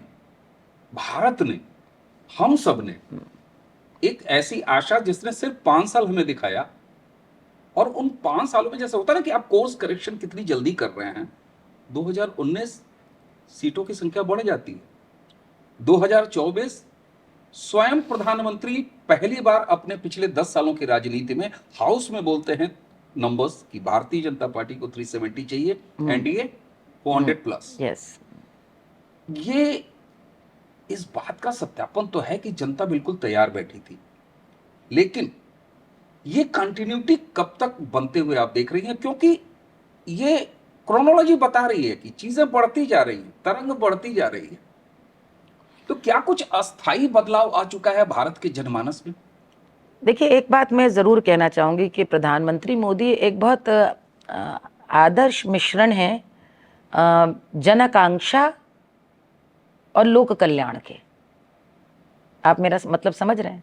जनाकांक्षा क्या है, जनता क्या चाहती है? जनता ऊब चुकी थी कि उससे सिर्फ वादे किए गए थे। एक छोटी बात बताऊं, जैसे गरीबी हटाओ नारा था, या मैं यदि सामाजिक परिप्रेक्ष्य में बात करूं, मायावती जी मुख्यमंत्री बनी उत्तर प्रदेश की, गरीबों के आवास, काशीराम आवास योजना हुई, घर बनने की बात हुई। एक अधिकारी 20 घर भी यदि गरीबों के बनाता था तो लगता था बहुत बड़ा काम हुआ। आप कल्पना नहीं कर सकते हैं कि एनडीए सरकार में, भाजपा सरकार में वेलफेयर स्कीम्स किस स्तर पे, कितने बड़े परिप्रेक्ष्य में गई हैं। लोग बात करते थे कि हम गरीबी हटाएंगे, लेकिन गरीबों के लिए बुनियाद से सोचना, आज कितनी बड़ी आबादी को खाना खिला रही है सरकार, कितनी बड़ी आबादी को, में जहां पर एक आधी आबादी का अपना अकाउंट हो, कि उसे पति से पैसा नहीं मांगना है, उसके पास अपना अकाउंट है। कितनी बड़ी आबादी जिसमें महिला सुरक्षा सबसे बड़ा कारण था कि आप जानते हैं गांव में शाम को खेत की तरफ गई और वो शाम के झुटपुटे में गुंडों ने पकड़ लिया, फिर चाहे बलात्कार हो या छीना झपटी हो, वहां स्त्री सुरक्षा, सिर्फ स्वास्थ्य नहीं, स्त्री सुरक्षा का भी कितना बड़ा प्रतीक बनकर शौचालय उभरे, उज्ज्वला गैस योजना उभरी। मुझे लगता है वेलफेयर स्कीम्स में आज ये गरीबों का, जो हमारे यहाँ, आपको मैं 4 उदाहरण स्टाफ के बता सकती हूँ, जिन्होंने जो ये घरों के की जो पूरी आवासीय योजना है उसका लाभ उठाया कि भाई 2 लाख तुम लगाओ, 2 लाख सरकार देगी। तो ये एक, मुझे लगता है वेलफेयर सबसे पहला, कि इंफ्रास्ट्रक्चर, सड़कें अच्छी हों, हमारे रेलवे स्टेशन अच्छे हों, हमारे यहाँ सफाई हो देश में, हमारे यहाँ पे गरीबों को धन, अनाज और स्टार्टअप्स, यानी किसी को 40,000 रुपये भी दो कि वो अपना एक अच्छे से काम करे। और साथ साथ जन आकांक्षाएं। जन आकांक्षा क्या थी? हम तरस गए, हमारा राम मंदिर हमारा अधिकार है, और ये विश्व में पहला ऐसा मंदिर, विश्व की सबसे बड़ी पुरानी सभ्यता ने ऐसे पाया जहां लड़ के भिड़ के नहीं, प्रतीक्षा करके न्यायोचित ढंग से मांगा। कश्मीर हमारा है, कश्मीर में से धारा 370 हटनी चाहिए, ये कब से सुन रहे थे, कब से, संविधान के समय से जन आकांक्षा पूर्ण हुई। तो चाहे वो, मुझे लगता है कि प्रधानमंत्री बहुत ही एक आदर्श कॉम्बिनेशन है, जहां वो समझते हैं कि जनता की उनसे क्या अपेक्षा है, जो उन्होंने वादे किए उन्हें पूरे करने, लेकिन साथ ही साथ जब तक हम अंत्योदय, जो पंडित दीनदयाल उपाध्याय जी का स्वप्न रहा है, जब तक श्यामा प्रसाद मुखर्जी के स्वप्न का जो एक नींव तो वही है ना, अंतिम व्यक्ति को न्याय, अंतिम व्यक्ति को अन्न, अंतिम व्यक्ति को आवास, जब तक उसका उत्थान नहीं, तब तक दिल्ली बंबई। वाकई प्रधानमंत्री को, जैसे कहते हैं ना कि हम इतना काम करते हैं, अब इस टर्म में जब वो 2024 के इलेक्शन कैंपेन में है, प्रधानमंत्री जी हमेशा कहते हैं 4 साल काम 1 साल राजनीति। इस बार हमेशा जब वो आगे बढ़ के अपने काम गिनाते हैं, बदलाव एक, मैं खुद तकरीबन 1 हफ्ते अलग अलग देहातों में गया, पूरा उत्तर प्रदेश के कम से कम 7-8 लोकसभा सीटों पर। समस्या इस बात की है कि कोई मंच से कोई नेता, कोई सांसद उम्मीदवार, कोई मुख्यमंत्री, कोई प्रधानमंत्री काम क्या गिनाए, काम तो दिख रहा है, हाँ। तो ये जो आपने कहा ना कि एक जन अपेक्षा क्या है और बेसिक काम क्या है, इन दोनों का जो एक समन्वय प्रधानमंत्री में दिखाई देता है, वो उनके काम में दिखाई देता है। और यही वो वजह है कि एक बड़ा लाभार्थी वर्ग वोट बैंक के रूप में क्रिएट हुआ है, जो न तो जाति आधारित है, जो न संप्रदाय आधारित है, जो न भूगोल या क्षेत्रवाद से जुड़ा हुआ है, न किसी खानदान किसी परिवार से जुड़ा हुआ है। ये असली भारत को अब तक क्यों नहीं पहचाना गया, क्यों नहीं एड्रेस किया गया? देखिए, जब बहुत असाधारण परिस्थिति होती है तो असाधारण क्षमता वाला, असाधारण निर्णय लेने की क्षमता रखने वाला व्यक्ति ही संवार सकता। बिगड़ तो हालात देश में इतने गए थे कि कोई असाधारण व्यक्ति ही सोच सकता था, लेकिन इतना बड़ा देश है, इतनी सांस्कृतिक वैविध्य का देश है, और समस्याएं, हमारी आंतरिक समस्याएं, उनको समेट के सहेज कर आप रातों रात कुछ नहीं कर सकते इतने बड़े देश में। उस बात को प्रधानमंत्री समझते हैं, इसलिए कहीं ना कहीं राजनीति में ऐसे भी निर्णय लेते हैं जो शायद जिनसे बहुत लोग सहमत नहीं होते। लेकिन आपकी इस बात का मैं यदि एक उत्तर दूं कि उन्होंने उत्तर प्रदेश में जब किसी भी नेता को सामने नहीं रख करके 2017 में चुनाव लड़े, और जैसे उत्तर प्रदेश तैयार बैठा हो कि जिस उत्तर प्रदेश ने 30 साल तक इस तरह का एक तरफा निर्णय न दिया हो, और उसने कहा लोग झोली में भर के कि भाई ठीक करो उत्तर प्रदेश, हमने दिए वोट, और वोट दिए। अब वो प्रधानमंत्री जी मुख्यमंत्री के रूप में किसको प्रतिष्ठित करते हैं? एक भारत की सम्मानित पीठ के पीठाधीश्वर संत को, योगी को, एक युवा को, योगी आदित्यनाथ जी को मुख्यमंत्री के रूप में उत्तर प्रदेश में बैठाने का उनका निर्णय कितना दूरगामी था, इसको तो आज विश्व में एक एक व्यक्ति सोच रहा है और उसकी सराहना कर रहा है। उस समय वो समझ गए थे कि यहाँ पर कोई खरा सोना जैसा पवित्र आदमी चाहिए, जिसका चाल चरित्र इतना अच्छा हो कि 30 साल से जो एक भ्रमित और धोखे से बहकाई गई जनता कहीं ना कहीं, और जातिवाद में बटी हुई जनता कहीं ना कहीं एक मत हो सके कि अब यहां ये नहीं चलेगा। जिस वोट बैंक की आप बात कर रहे हैं कि वहां पे जातियां टूट गईं, उस वोट बैंक को क्या चाहिए? उस वोट को भारत के एक गरीब आदमी को चाहिए कि हम काम करके सुरक्षित घर लौटे, हमें लूटा ना जाए, हमारी लड़की यदि पढ़ने जाए तो सुरक्षित घर लौटे।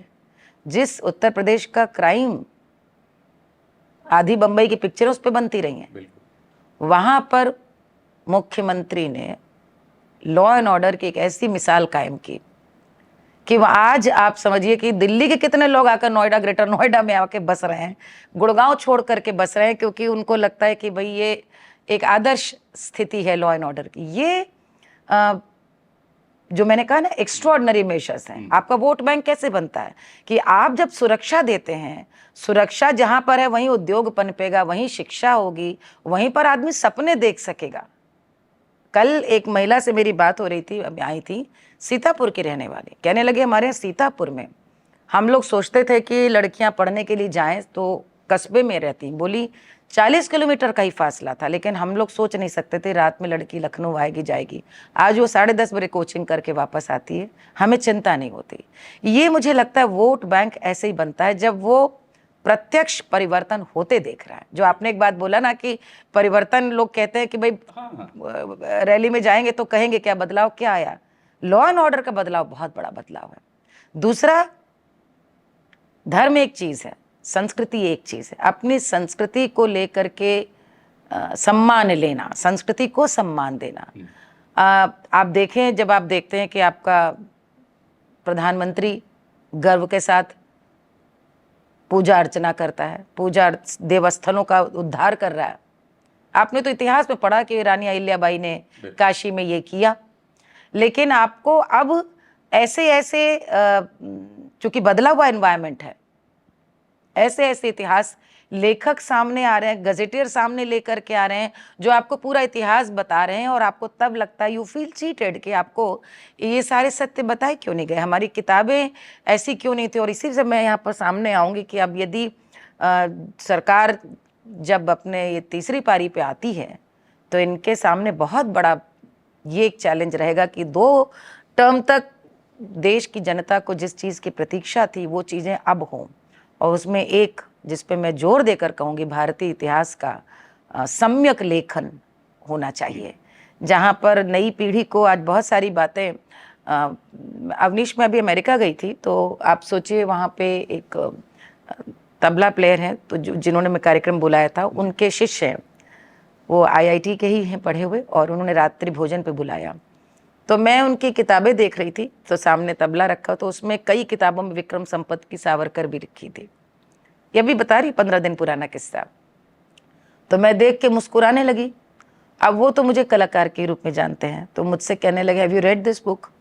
तो मैंने कहा, मैं मुस्कुराई, हमने कहा यस। तो कहने लगे कि हम 18 साल से यहाँ पे हैं और मैंने पढ़ा और मुझे लगा कि हम लोग तो बस सावरकर और काला पानी बस यही जानते थे।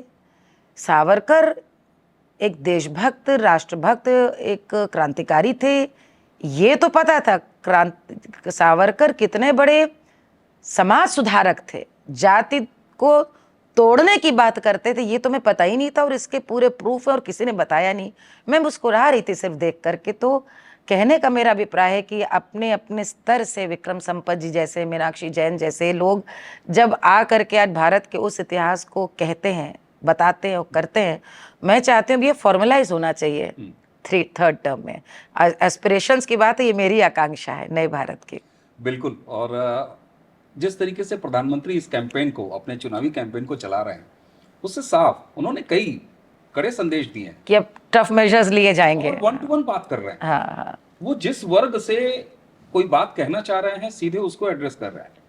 कभी कपड़ों के जरिए पहचान की बात हो, या ज्यादा आबादी, अधिक बच्चे वाली बात हो, तो अब वो सीधे। और ये मुझे लगता है कि उनका कनेक्ट तभी आता है जब मोदी और उनका वोटर वो आमने सामने है, बीच में उम्मीदवार की भी जगह नहीं है। मैंने तो फील्ड में ये पाया।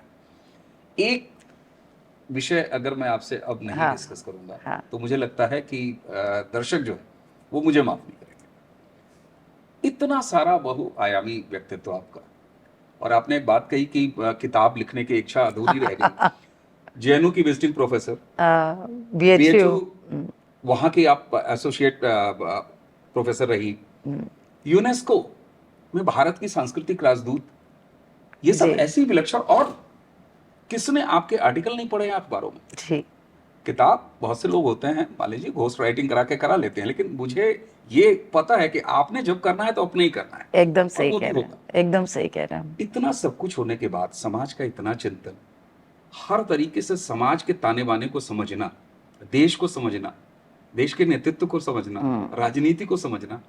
मालिनी अवस्थी, क्या आपको राजनीति में नहीं होना चाहिए? देखिए, मुझे लगता है कि ये सवाल आप जो पूछ रहे हैं 25 साल से लोग मुझसे पूछ रहे हैं, घर परिवार मित्र शुभचिंतक सभी। शायद उनके पूछने का और जनता को भी जो जिज्ञासा होती है उसका कारण ये लगता है कि स्त्रियां अब तो बहुत मुखर हैं, उस समय मुखर होकर के अपनी विचार को स्पष्टता से कहने वाली स्त्रियां बहुत कम थीं, और इसलिए लोगों को लगता था, क्योंकि एक राजनीति में अपेक्षा होती है कि आप साफ बोलें, अच्छे से बोलें। मुझे लगता है राजनीति में आना होता तो मैं कब की आ गई होती, ये बात आप भी समझ रहे हैं अवनीश। लेकिन जीवन के इस पड़ाव में एक चीज समझ में आने लगी कि विचार बदलना सबसे बड़ा काम है। देश में ऐसे ऐसे लोग हुए हमारे देश में जो राजनीति में नहीं आए, लेकिन देश को विचार उन्होंने बदल दिया। कितनों का नाम लूं, मैं उनका नाम इसलिए नहीं लूंगी क्योंकि कहीं उसको ये ना सोचा जाए कि कोई मैं तुलना नहीं कर रही हूं, मैं एक उदाहरण दे रही हूं कि वो कोई भी हो सकता है। राजनीति में आए बिना यदि आप समाज में विचार में बदलाव ला सकें, मुझे लगता है वो बहुत बहुत बड़ी देन आपकी हो सकती है। राजनीति कहीं ना कहीं आपको बांधती है। सपोज आपकी कोई कॉन्स्टिट्यूएंसी हो, आपका वो बंधन है, एक सुंदर बंधन है, क्योंकि आपकी जवाबदेही अपने लोगों के साथ। आप खुद मुझे कितनी बार फोन करते रहे कि यहाँ से आपका नाम सुन रहे, वहां से नाम सुन रहे, कितनी जगह तो अखबार में छप गया। और अभी से नहीं, मैं आज आपके चैनल पे खुलेआम बताती हूँ कि सबसे पहले माननीय कल्याण सिंह जी थे, उन्होंने एक दिन इनको अवनीश को कहा कि आप अफसरी कीजिए मालिनी जी को हमको दीजिए दीजिए। ये शब्द है 99 के, तब अयोध्या में कलेक्टर थे अवनीश। तो हम लोग हंसे, बच्चे छोटे थे, और हंसे इसलिए क्योंकि हमको लगा कि, तो मैंने कहा नहीं, परिवार और बच्चे, इस तरह का एक जीवन की मैंने कभी कल्पना नहीं की थी। आप सोचिए, मुलायम सिंह यादव जी, तब अवनीश बदायूं में थे। मैं आज पहली बार सार्वजनिक रूप से सब बता रही हूँ। मुलायम सिंह जी ने उस समय वहाँ पर बदायूं शहर सीट के लिए विधानसभा चुनाव थे, उसके लिए उन्होंने न सिर्फ फ़ोन करके डायरेक्ट बात की मुझसे, बल्कि उस समय के वहाँ के जो जिला पंचायत अध्यक्ष थे उनको मेरे घर भेजा, एक चाबी देकर कि आपको बदायूं का निवासी होने का वो, क्योंकि इनका ट्रांसफ़र हो गया था, तो आपके लिए ये घर है, आप यहाँ से चुनाव लड़ें, शहर सीट। ये बात है 96-97 के विधानसभा चुनाव, जिस समय सपा बसपा अलग हुए थे। मैंने मना किया। आपको मैं तीसरा बताऊं, बसपा की ओर से मुझे फ़ोन सतीश मिश्रा जी का आया था, अंबेडकर नगर अयोध्या से, मैंने मना किया। दिल्ली सीट के लिए ऑस्कर फर्नांडिस का आया था, दिल्ली संसदीय। मैं आपको ये सारे नाम आज लेके पहली बार बता रही हूँ। तो कहने का मेरा उद्देश्य ये है कि हर चीज़ का एक समय होता है, और जब कला आपको संवाद के लिए एक ऐसी दृष्टि दिखा दे, विजन दे दे कि आप बड़ी बात कर सकती हैं, बड़ा संदेश दे सकती हैं, तो आपको लगने लगता है कि राजनीति अब एक मतलब बहुत लोग कर सकते हैं, वो कर रहे हैं, ये काम कम लोग कर रहे हैं। तो इसलिए मैं यही कर रही हूँ। और मुझे लगता है कि जब चुनाव लड़ने की बात आती है तो मुझे लगता है कलाकार को लड़ना नहीं चाहिए, कलाकार तो सर्व स्वीकार्य होना चाहिए। तो वो जब होगा जीवन में तो तब देखा जाएगा, अभी तो जीवन है, चलेगा, देखा जाएगा। बिल्कुल। और दर्शक भी इस बात से मानेंगे कि आपका व्यक्तित्व ऐसा है कि जिस दिन आपने राजनीति के रॉ पर उंगली रखी, आप कह रहे हैं कि कलाकार लड़ता नहीं है जी, मालिनी अवस्थी जी निर्विरोध। तो ये भी एक जब हो। आपको मैं एक बात बताऊं यहाँ पे बड़ी रोचक, इसी से ही जुड़ी, आप देखिए, ये भी शायद मैं सार्वजनिक रूप से पहली बार बता रही हूँ कि मैं कार्यक्रम देने के लिए गई गुजरात, कार्यक्रम देने के लिए गई थी मैं बड़ौदा, सूरत बुलाया गया था, और 2012 की बात है। और 2012 में या 13 में आज प्रधानमंत्री, उस समय गुजरात के मुख्यमंत्री मोदी जी चौथी बार मुख्यमंत्री जीत करके आए थे, और उन्होंने पहली बार उत्तर प्रदेश और बिहार के लोगों को वहाँ के जो म्यूनिसिपैलिटी है, नगर निगम, जो आपके जो स्थानीय क्या कहते हैं उसमें, हाँ कॉर्पोरेट, उसमें महापौर बनाया था, पौर बनाया था, और उसमें कई लोगों को उसमें शामिल किया था। ये लोग जो रहने वाला, कोई छपरा का था, कोई प्रतापगढ़ का था, कोई जौनपुर का था, कोई बेगूसराय का था। तो उन लोगों ने, उत्तर भारतीय समाज ने गुजरात के हमसे संपर्क किया कि हमारे लिए बड़े गौरव की बात है, मिल में काम कर रहे हैं 3 पीढ़ी से, लेकिन पहली बार हमें यहाँ मुख्य धारा में जगह दी गई है, हम चाहते हैं इसका उत्सव मने और आप एक कार्यक्रम हमारे लिए दें। मैं बड़ी आनंदित हुई, मैं कार्यक्रम देने के लिए गई। तो उसमें उस समय सूरत के सांसद और आज गुजरात में बीजेपी के अध्यक्ष CR पाटिल जी उपस्थित थे। तो न जाने मुझे क्या आया, उसमें पानी हल्का हल्का बरस रहा था, और मेरे मुंह से निकला कि जब जब देश में संकट आया है तो देश ने गुजरात की ओर आस से देखा है, और गुजरात ने कभी निराश नहीं किया। मैंने कभी कल्पना भी नहीं की थी कि 2 साल बाद मोदी जी प्रधानमंत्री होंगे। और उस समय पाटिल जी ने मुझसे कहा कि मुख्यमंत्री जी आपसे मिलना चाहते हैं, और मैं मिलने के लिए उन्होंने बुलाया, मैं गई। तो जब मैंने सोचा मुझे बुलाया, क्यों बुलाया, मैं क्या कहूँगी, तो आप यकीन करेंगे, एक कागज़ के पर्चे में उत्तर प्रदेश की जो समस्याओं को, जीवन को मैंने अपने बचपन में देखा था, जो मैंने इनकी पत्नी होने के नाते जिस दौर से गुजरते देखा था, मैं वो कागज़ में नोट करके गई थी। और जैसे हैं मुख्यमंत्री जी उस समय, प्रधानमंत्री आज प्रधानमंत्री, उन्होंने बस मिलते ही मुझसे कहा जी बताइए, और मैंने बस कहना शुरू किया। और उस कहने में कहाँ से बात शुरू थी, मैं आपको, आपने पूछा ना राजनीति में, आपको उत्तर दे रही हूँ। तो मैंने बात गोरखपुर से शुरू की थी कि बचपन में हमारे यहाँ बस चलती थी फर्टिलाइज़र की, कारमल में मैं पढ़ती थी, और मेरे सामने हमारे पति बाद में गोरखपुर के डीएम भी हुए, वहाँ से वहाँ तक की यात्रा देखी और फर्टिलाइज़र को बंद होते हुए देखा है। हम लोग बचपन में सरदार नगर, कप्तानगंज पिकनिक में जाते थे, वहाँ की चीनी मिलों को हमने प्राइवेटाइज होते, आधी बंद होते हुए देखा है। हमने खैराबाद के कपड़े, मऊ के हमने कपड़े पहने हैं, वहाँ पर आज क्राइम का गढ़ बन गया, जो कपड़ों की सबसे बड़ी इंडस्ट्री होनी चाहिए थी। फिरोज़ाबाद की चूड़ियों से लेकर के मुरादाबाद और अलीगढ़ का ताला से लेकर के अमृतलाल नागर के लखनऊ से लेकर क्राइम के गढ़ लखनऊ से बदलते तक देखा है। वो सब सुनते रहे, और उसमें मैंने खुर्जा की पॉटरी से लेकर के फिरोज़ाबाद की चूड़ियाँ और मुरादाबाद का पीतल, मुझे कभी कभी हंसी आती कि वन डिस्ट्रिक्ट वन प्रोडक्ट, वही तो नहीं मैं इसको कहने जा रहा और जब चलने लगे हम, तो काफ़ी बातें हुई और जो बताने की वो सुनी, तो उन्होंने वहाँ से निकलते हुए, जो अब AK शर्मा जी मंत्री हैं यहाँ पे, उनके उस समय सलाहकार थे, उस समय उनके सेक्रेटरी थे, तो उन्होंने इतना ध्यान, उन्होंने कहा ये जो कागज़ अब जिसको आप पढ़ के बोल रही थी, ये उनको देते जाइएगा।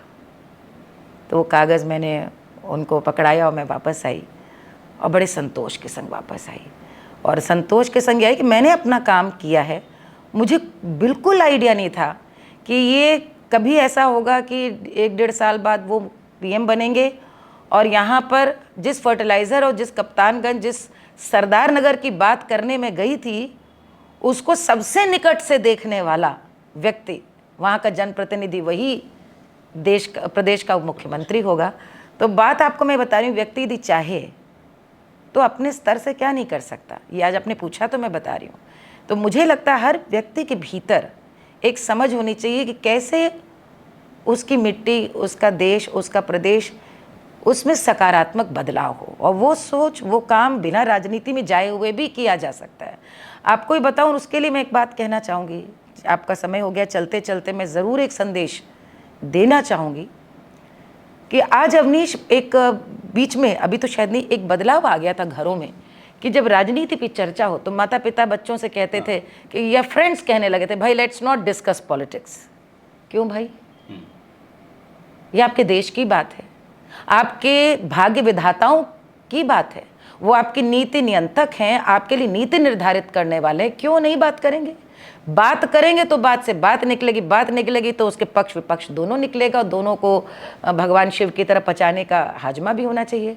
मुझे लगता है हम लोगों में, आपने हमारे भाई को भी जानते हैं, भैया पुष्कर भैया, हमारे माता पिता, हमारे यहाँ पे सारी चर्चा होती थी, अखबार पढ़ने पे जोर था, घर पे हर चीज़ की चर्चा होती थी। और आज एक बड़ी रोचक बात बताऊँ, हमारी माँ जो थी वो अपने परिवार से कांग्रेसी थी, उस ज़माने में होता ही था, क्योंकि नाना जो थे वो अफसर थे, CB गुप्ता जी के साथ रहे थे, चंद्रभानु गुप्ता जी के साथ, और पिताजी बहुत साधारण परिवार के थे, जो तो बहुत बचपन से आप कह लें कि वो बाल की खाल निकाल करके, समझिए कि संघ पे जनसंघ से लेकर के वहाँ तक की उनकी यात्रा रही। जब मैं विवाह करके आई तो हमारी ससुराल में हमारी सास का जो परिवार था, यानी अवनीश की ननिहाल, वहाँ वो लोग राय बहादुर वगैरह रहे थे, तो जाहिराना तौर पे अंग्रेज़ों के संग यानी कांग्रेस के संग थे। और हमारे ससुर जी जो कानपुर के थे, तो वे पूरी तरह से, वो तो शाखा का भी गए हुए थे हमारे ससुर जी। तो ये घरों में विचारों पे चर्चा ज़रूर कीजिए। आपके बच्चे हैं, जैसे आप खेल की चर्चा करते हैं, जैसे आप पिक्चरों पे चर्चा करते हैं, जैसे आप किसी भी घटना की चर्चा करते हैं, तो ज़रूर देश की राजनीति पे चर्चा इसलिए कीजिए क्योंकि आपका देश है। इस देश का बंटाधारी इसलिए हुआ क्योंकि यहाँ पर ऐसे लोग आ गए थे कहने वाले कि भाई अनप्लेजेंट बात मत करो राजनीति, भाई वोट नहीं डालना है क्या है, तभी तो वोट नहीं डालने जाते थे। यदि गलत है तो गलत को गलत कहिए, लेकिन सही है तो सही को सही भी करिए। आप जब बात करेंगे तो आपके बच्चे भी कहीं ना कहीं उससे, वो जो मंथन होता है उससे कहीं ना कहीं सत्य और गलत को जानने की एक उनमें प्रवृत्ति ज़रूर जागेगी। बिल्कुल। और मुझे लगता है कि समाज और आपने जब बात राजनीति पर शुरू की तो आपने कहा कि समाज और राजनीति पूरक है एक दूसरे के, बिल्कुल अलग है ही नहीं। तो फिर समाज का राजनीतिकरण क्यों न हो और राजनीति का सामाजिक एक चेहरा क्यों न हो, तो ये मेरे ख्याल से सबसे बड़ा समन्वय होगा। और मैं ही याद दिला रहा हूँ जी, प्रधानमंत्री कैसे कौन सी बात कहाँ सही जगह से कही जाए, इसका सबसे बड़ा उदाहरण उज्ज्वला योजना लॉन्च करने के लिए आप मंच पे थी बलिया में, हाँ। और जब तक मंच पर प्रधानमंत्री स्वयं नहीं आए और उन्होंने अपनी बात बताई नहीं, तब तक किसी को यह नहीं पता था कि उज्ज्वला योजना लॉन्च करने के लिए बलिया का चुनाव क्यों। उस समय यूपी का इलेक्शन आने वाला था, तो ये था कि साहब अब इन्होंने विधानसभा का भी माहौल बनाया है। लेकिन जब प्रधानमंत्री आए, मुझे अच्छी तरह याद है, आप डी की तरफ चली गई थी मंच पर, प्रधानमंत्री जी ने जब बोला कि देश में बलिया एकमात्र ऐसा जिला है जहां आबादी के लिहाज से अनुपात में एलपीजी कनेक्शन सबसे कम है पूरे देश में, इतना महीन काम एकदम।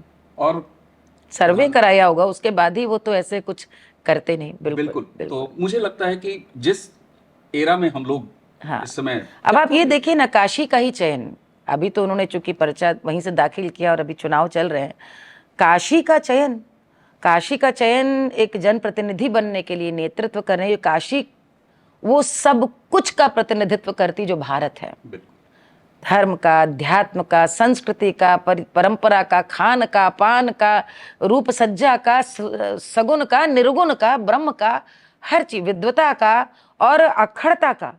और काशी जल्दी कुछ स्वीकारता नहीं, तो जिसको काशी स्वीकारे उसको तो देश स्वीकारेगा ही। काशी का चयन, और आप देखिए ये वही काशी है जहां पर मुझे याद है कि किसी की हिम्मत नहीं होगी, मुझे लगता है कि जब जीत करके आए प्रधानमंत्री जी, अपने पहले संबोधन में काशी में उन्होंने ये कहा कि भाई आप लोग, एक कमी है कि दुनिया में सब काशी की तारीफ करते हैं, लेकिन भाई गंदगी, ये आपकी पहचान नहीं रहेगी, यहाँ सुधार की आवश्यकता है। लोग वरना धन्यवाद करते हैं, अच्छी अच्छी बातें करते हैं, मुंह पे अप्रिय कौन बोलता भी पहली विजिट में। और मैंने देखा है कि वहां पे जब रैली चल रही थी चुनाव की 2017 में, तो वहीं पे सब बनारसी जो अपनी भाषा में सब बात बोलते हैं, सब कहते हैं अरे खाली बनारस न सुधरिए भैया, यहाँ कुछ ना हो पाई है, तो मुंह पे बोलते थे लोग। आज काशी का बदलाव, काशी में बिहेवियर चेंज मैं कह सकती हूँ, जो सबसे बड़ा एक मुझे लगता है आज अवनीश पूरा वेस्ट बिहेवियर चेंज की बात कर रहा है।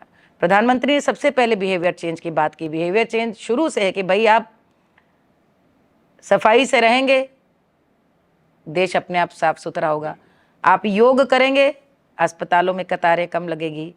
भारत का पोषण अभियान देखिए, यदि आप वही खाएंगे जो वहाँ की पैदावार है, यदि आप भारतीय अन्न कोई खाएंगे, अच्छा खाएंगे, सेहत खाएंगे, आप बलिष्ठ होंगे। यानी बिहेवियर चेंज, सफाई उसी में से, और बनारस से ही उम्मीद करना। मुझे याद है अवनीश जब वहाँ डीएम थे तो एक बार इन लोगों ने काशी को सफाई मंदिर की संकल्प लिया 1992, तो ये कमिश्नर सब जुटे और बहुत सबको साथ लिया, वरना उस समय ये हालत थी कि एक वहाँ पे याद होगा आपको, एक एमएनए थे हरदेव सिंह जी, बड़ा उनका नाम हुआ था, बाद में राजनीति में गए थे वो, उन्होंने नाले की सफाई की थी और उन्हें एक नाले का यहाँ से हटाया था, उस पर काशी बंद कर दी गई। लोगों ने इतनी मतलब जीना हराम कर दिया कि मतलब एक ईंटा यहाँ से नहीं हट सकता। ऐसी काशी में प्रधानमंत्री जी इतना बड़ा बदलाव लेके आते हैं कि पूरा काशी कॉरिडोर बनाते हैं, उसमें कितने सारे बदलाव। और इसी काशी मंदिर में मुझे याद है कि जब इन लोगों ने सफाई का सोचा 99 में, सन 2000 में, तो सफाई की, सारा कुछ करके बड़ा हाथ बहुत झराते हुए पेपर वाले, मीडिया वाले आ गए फोटो लेने, तब तक धन से ऊपर से कूड़े की बाल्टी, पूरा कचरा वहां पर ऊपर से लोगों ने डाल दिया। तो ये हंसने लगे सबके भाई कुछ हो नहीं सकता, यहाँ बदलाव नहीं हो सकता। वहां पर बदलाव लेकर आए हैं। 450 भवन वहां से हटा करके वहां पे काशी कॉरिडोर का पूरा विस्तार होना, जिस पर ये उस काशी में करना जहां पर मुझे लगता है जो बदलने के लिए तैयार नहीं थी, आज काशी पूरी तरह से बदलाव के लिए, पूरी तरह से परंपरा के साथ नवीनता को स्वीकार करने के लिए तैयार हो। वही काशी पर्याय भारत का, पूरे भारत भी। बिल्कुल। और यहां आता है कि जब एक सक्षम नेतृत्व देश को मिल गया और वो भरोसा ये पैदा कर ले, जिसको कि प्रधानमंत्री जी इस टर्म वाले इलेक्शन में मोदी की गारंटी शब्द, और इस गारंटी पर जनता, वोटर, जनमानस भरोसा कर रहा है, ये साफ तौर पर दिखाई दे रहा है। मान लीजिए आपके इतने मतलब 1-1.5 घंटा 2 घंटा मुझे नहीं समझ में आ रहा है कि बात मैं कहाँ समेटूं, लेकिन मंच की बाध्यता है और अपने दर्शकों की तरफ से आपसे ये जिद है मेरी, जी। ये पहला हमारा साक्षात्कार नहीं है, तभी मैं इसको अभी समेट पाऊंगा, वरना मैं इसको ठीक है, ठीक है, फिर आएंगे, हम फिर आएंगे, बिल्कुल। बिल्कुल। मालिनी अवस्थी जी, जिस सुरों से आपने कहा ना कि राजनीति में ही आके समाज में परिवर्तन नहीं लाया जा सकता, और वो साक्षात दिखाई दे रहा है, वो समझ में आ रही है बात, इतनी देर में ही वो सब समझ में आ गया, दर्शकों को जी। भी समझ में आ गया। मैं चाहूंगा कि एक संगीतमय समाप्ति क्या आज की क्या इस बातचीत क्या की। सुनना पसंद करेंगे? 2014 से देश जिस तरफ चल पड़ा है, इसे और कहां तक जाते हुए देख रही हैं? इसको जोड़ता हुआ आपके पास, मुझे पता है कि अच्छा, ठीक है, आपने जो कहा मैं उससे जोड़ते हुए ये कह रही हूँ कि स्त्री सशक्तिकरण पे बातें तो बहुत हुई, लेकिन मुझे लगता है 10 साल में स्त्रियों के लिए जितना सुंदर माहौल बना है, और उसमें अच्छी कानून व्यवस्था के संग संग एक ऐसा देश का नेतृत्व जो स्त्री सशक्तिकरण का इतना बड़ा पक्षधर है कि पहली बार हमने डिफेंस मिनिस्टर एक महिला को देखा है, पहली बार हमने फॉरेन ये वित्त मंत्रालय एक स्त्री के हाथों में देखा है, इतनी सशक्त भागीदारी।